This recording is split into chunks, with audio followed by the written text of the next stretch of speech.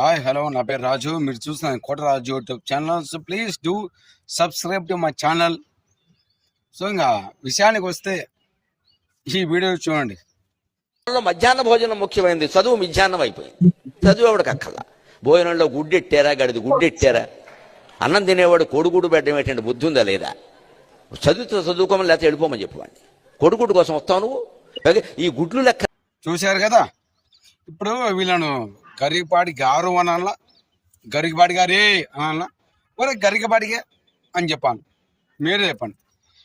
ఈ మాట మాట్లాడినోడు ఎవడు మనిషిగా నేను లెక్క చేయను.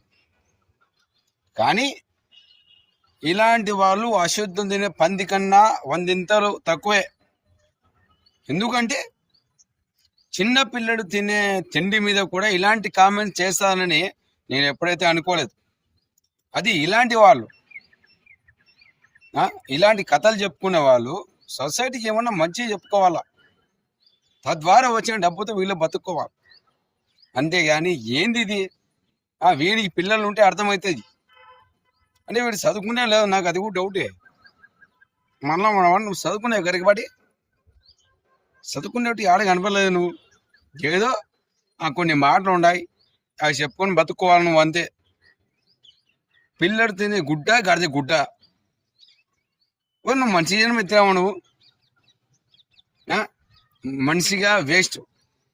నువ్వు పుట్టి వేస్ట్ అను. నీకు ఆ పద్మశ్రీ కూడా బొక్క నీకు ఇవ్వడం.